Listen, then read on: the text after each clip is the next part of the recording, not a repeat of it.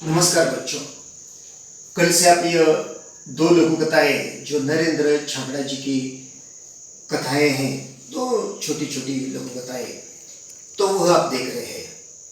कल आपने कंगाल नामक जो एक छोटी कथा देखी कि जिसमें छाबड़ा जी ने ये बताने का प्रयास किया है कि पैसों से जिस तरह कंगाल रहना हमें पसंद नहीं, ठीक उसी तरह विचारों से भी हमें कंगाल नहीं होना चाहिए। गरीबों के प्रति हमारे मन में एक हमदर्दी होनी चाहिए। ये कल आपने देखा। आज हम एक ऐसे नवयुवक की कहानी देखेंगे कि जो नवयुवक काफी होशियार है, लेकिन फिर भी ये भ्रष्टाचार, रिश्वतखोरी, इनका वो शिकार बन जाता है और किस तरह कई जगह पर उन्हें नौकरी नहीं मिलती है। तो आगे चलकर क्या होता है ये बताने का प्रयास उन्होंने इस कहानी में किया है कि जिन कहानी का नाम उन्होंने दिया है सही उत्तर, यानी कि सही जवाब। ऐसा कौन सा प्रश्न उन नवयुवक को पूछा गया था कि जिनका जवाब उन्होंने सही सही दे दिया है। तो क्या उन नवयुवक को ये सवाल पूछने से, ये प्रश्न पूछने से और उन्होंने उनका जवाब सही देने से क्या उन्हें नौकरी मिलती है? ऐसा कौन सा प्रश्न था, कौन सा उन्होंने उत्तर दे दिया था और आगे चलकर क्या हो गया था? इन सारे सवाल का जवाब हमें उसमें मिल जाएगा। तो आज हम वह कहानी देखेंगे कि जिनका नाम है सही उत्तर। अब तक वह कितने ही स्थानों पर नौकरी के लिए आवेदन कर चुका था, साक्षात्कार दे चुका था, मुलाकात दे चुका था। उनके पास एक प्रमाण पत्रों की एक बहुत बड़ी फाइल थी। जहां भी वह मुलाकात के लिए, साक्षात्कार के लिए चला जाता है तो बैठे हुए अधिकारियों को वो अपनी फाइल दिखाता है। फाइल भी उनके ऐसी वैसी नहीं थी, काफी प्रमाण पत्रों से भरी हुई। वो भी प्रमाण पत्र काफी बड़े बड़े क्रमांक के लिए, बड़े बड़े प्रतियोगिता के जीतने के लिए उन्हें मिले हुए थे। और इतना सब होते हुए भी जब वह चला जाता है, लेकिन ये फाइल, उनकी यह शिक्षा उन्हें अब तक नौकरी देने के लिए कामयाब नहीं रही थी। जहाँ जहाँ वो चला गया, जहाँ जहाँ उन्हें वो पूछा गया, जिन जिन लोगों को उन्होंने अपनी फाइल दिखाई, लेकिन उन्हें नौकरी नहीं मिली। और हर जगह पर उन्हें एक ही अनुभव आ गया कि जहाँ जाओ वहाँ भ्रष्टाचार है, जहाँ चले जाओ वहाँ रिश्वत का बोलबाला है। और इसलिए ये भ्रष्टाचार और वो रिश्वत होने के कारण उनकी योग्यता होने के बावजूद भी उन्हें नौकरी नहीं मिली थी। और इसीलिए वो बेचारा काफी निराश हो चुका था और वह भ्रष्ट सामाजिक व्यवस्था को कोसने के अलावा उनके पास कुछ नहीं था। वो क्या करेगा? वो तो अकेला तो उन भ्रष्टाचार के खिलाफ लड़ाई लड़कर तो उन सारे संसार में से या इन जगत में से भ्रष्टाचार को तो नष्ट नहीं कर सकता।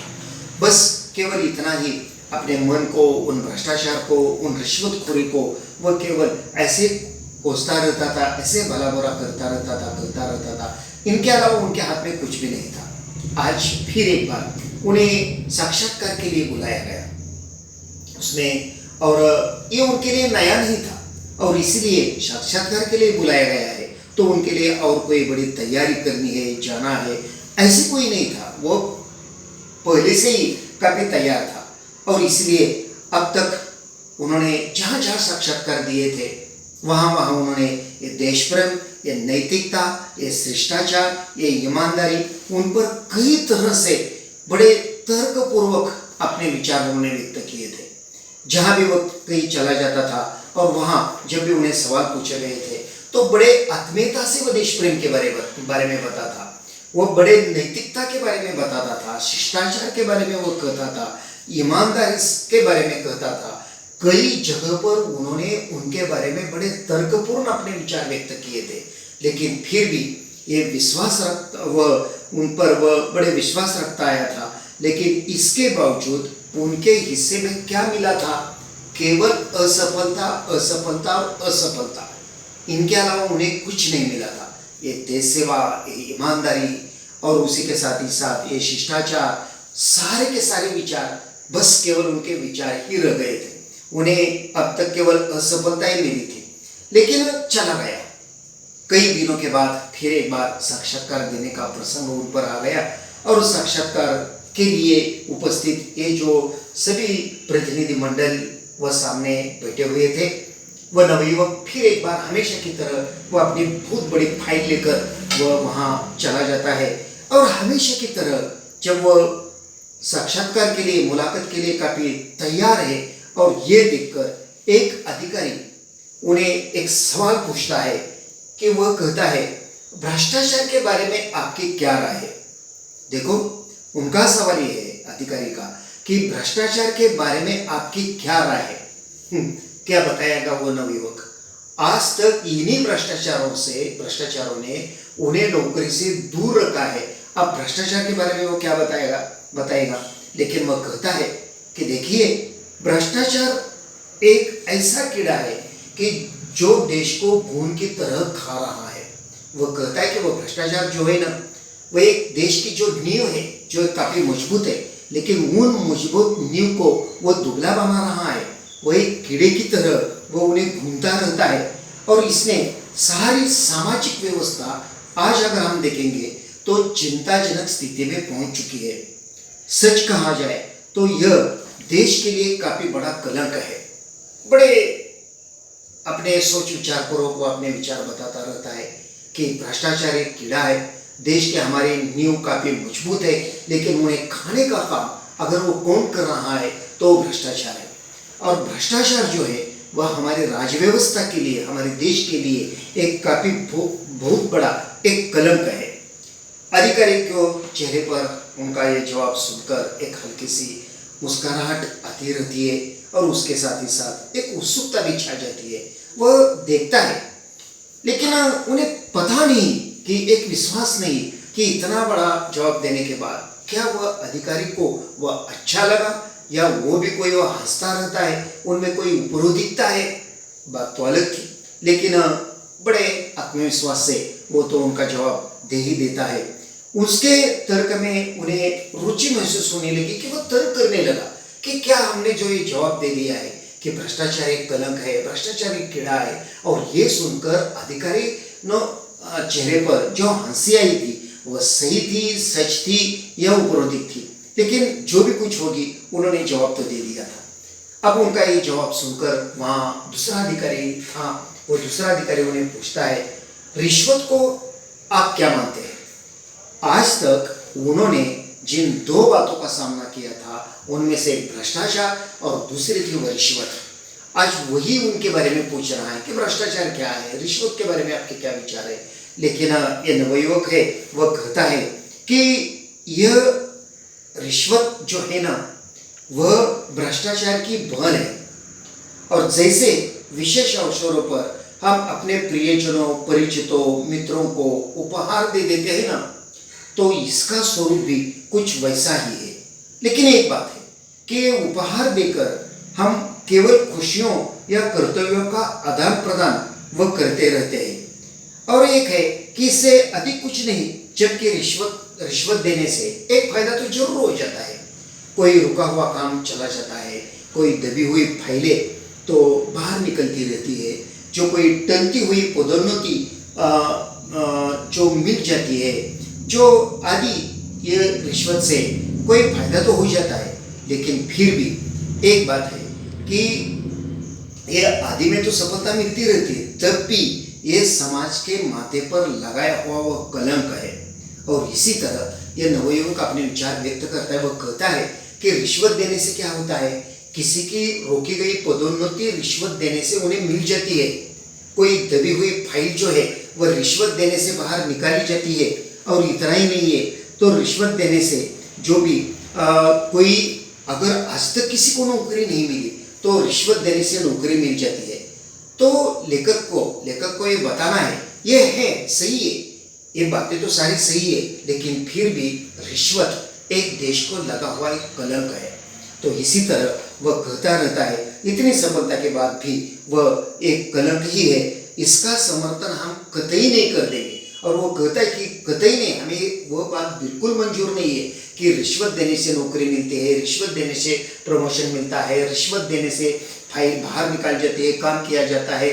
लेकिन वह देश के लिए लगाया हुआ एक कलंक है और इसलिए हम कतई उनका समर्थन नहीं करेंगे। और इसी तरह वह अपने विचार कहता है और वह कहकर वह तेजी से बाहर निकल आता है, जानता है, और वो इसी तरह वह कहता रहता है और बड़े उनका साक्षात्कार वहाँ समाप्त हो जाता है और वह बड़े तेजी से बाहर निकल आता है। वह कहता है कि मुझे यहाँ नौकरी नहीं मिलेगी, क्योंकि रिश्वतखोरी और भ्रष्टाचार जिन दो कारणों से आज तक उन्हें असफलता मिली थी, आज उनके मुलाकात में वही उन्हें पूछा जाता है कि भ्रष्टाचार के बारे में और रिश्वतखोरी के बारे में। लेकिन वह बड़े ये जो कोई बात है वह ऐसे ही कह देता है कि रिश्वतखोरी क्या है। बड़े अच्छे विचार यानी कि जो अपने मन में आए हुए विचार है कि जिनका सामना वह करता आया है अब तक, वह कह देता है और निकल आता है। उन्हें लगता है कि ठीक है, मुझे तो मालूम है कि जहाँ भ्रष्टाचार और रिश्वतखोरी से मुझे इतने दिन नौकरी नहीं मिलेगी, अगर आज मुझे केवल भ्रष्टाचार और रिश्वतखोरी के बारे में ही पूछा गया है तो कैसे हमें नौकरी मिलेगी। और इसलिए वह बाहर निकल आता है और वह जानता है कि मेरा चयन नहीं हो जाएगा, मुझे नौकरी नहीं मिलेगी, मुझे नियुक्त नहीं किया जाएगा। लेकिन एक बात हो गई, पर भीतर बैठे अधिकारियों ने बड़े गंभीरता से उन बातों पर विचार विमर्श किया और उन्होंने सोचा कि कितना अच्छी तरह से उन्होंने जवाब दे दिया कि भ्रष्टाचार हमारे भारत देश की बड़ी नींव को वह खाता रहता है और रिश्वत जो है वह हमारे भारत देश की सामाजिक व्यवस्था को लगा हुआ कलंक है। और इसी तरह उनका जो उत्तर था वह अधिकारियों को बहुत अच्छा लगा था कि उन्होंने जो भी कोई जवाब दिया, जो भी कोई उत्तर दिया, वह सही उत्तर था कि भ्रष्टाचार और रिश्वत ये दोनों भी हमारी सामाजिक व्यवस्था को लगे हुए कलंक है। और इसलिए उनके ये उन्होंने दिए हुए इन नवयुवक ने दिए हुए उत्तरों को वो दोनों अधिकारी दाद देते हैं और आज उन नवयुवक के भाग्य का दिन आ गया और उनका जो चयन है वह चयन हो जाता है। आज वह समझा कि आज वह उनका चयन हो जाता है, उन्हें नियुक्त किया जाता है, उन्हें नौकरी मिल जाती है। और आज इस नवयुवक को इस बात का पता चला कि सत्य कुछ समय के लिए निराश हो सकता है लेकिन परास्त नहीं। और ये सत्य उन्हें मालूम हो जाता है कि जो भी कोई सत्य है, उन सत्य के मार्ग से हमें चलते हुए हमारी मंजिल तक पहुंचने के लिए, हमारे ध्येय तक पहुंचने के लिए कभी कभी देर हो जाती है। लेकिन एक बात है कि हम कभी भी ये नहीं समझना चाहिए कि अगर हम जीवन के मार्ग में केवल सत्य का मार्ग अपनाएंगे तब हम अपने मंजिल तक पहुंच ही नहीं चले जाते। ऐसे कभी नहीं, जरूर पहुंच जाएंगे। और भी एक बात है कि झूठा मार्ग आपको अपनी मंजिल तक बहुत जल्दी लेकर चला जाएगा, लेकिन आपकी मंजिल उतनी ही जल्दी समाप्त हो जाएगी। सत्य की बात ऐसी नहीं। सत्य का मार्ग मंजिल तक पहुंचने के लिए काफी कठिन होता है, सत्य का मार्ग मंजिल तक पहुंचने के लिए काफी देर कर देता है। लेकिन एक बात है कि सत्य का मार्ग निराश हो सकता है लेकिन परास्त नहीं हो सकता। सत्य का मार्ग जो काफी कठिन है, लेकिन सत्य का मार्ग जो है वह हमेशा के लिए वह टिकता रहता है। और इसी तरह उन नवयुवक अपने जीवन में निराश था, लेकिन उनकी निराशा दूर हो गई थी। लेकिन उन्हें विश्वास था कि वह अपना मार्ग कभी बदल नहीं देता और उन्हें इस बात का काफी विश्वास था कि एक ना एक दिन ऐसा भी आ जाएगा जो उनका ज्ञान परखने वाला उन्हें जरूर मिल जाएगा। और वही बात होती है कि जो उन्हें सवाल पूछा जाता है, उन सवालों का वो अपने मन के विचार वो बड़े अच्छी तरह से व्यक्त करता है और सही उत्तर देता है और उनकी नौकरी के लिए उनकी नियुक्ति हो जाती है, उनका चयन हो जाता है। तो इस तरह छबड़ा जी ने सही उत्तर इस कहानी के माध्यम से भी यही बताने का प्रयास किया है कि जीवन में कभी भी झूठ मार्ग मत अपनाओ। झूठा मार्ग आपको आपके मंजिल तक पहुंचने के लिए काफी जल्दी आपको पहुंचा देगा, लेकिन एक बात है कि झूठा मार्ग वो झूठा ही हो सकता है। सत्य का मार्ग आपको मंजिल तक ले जाने के लिए कभी देर कर देगा, लेकिन आपको सत्य के मार्ग से जाने के बाद मिली हुई सफलता जीवन में हमेशा के लिए रह जाती है। इसी तरह उन्होंने इन सही उत्तर इस कहानी के माध्यम से ये बताने का प्रयास किया है। तो चलो बच्चों, नरेंद्र छाबड़ा जी की दो लघु कथाएं, इसमें एक कंगाल और सही उत्तर, ये 2 लघु कथाएं आपने देखी। आप ये वीडियो देखेंगे तो फिर एक बार किताब निकाले, एक एक लाइन बड़ी सूक्ष्मता से देख लीजिए, सारी की सारी कथाएं पढ़ लीजिए और उनके नीचे जो भी कोई सवाल आपको पूछे हैं उन सवालों का जवाब जरूर लिखिए। फिर एक बार नया पाठ लेकर मैं आपके सामने आ जाऊंगा। धन्यवाद।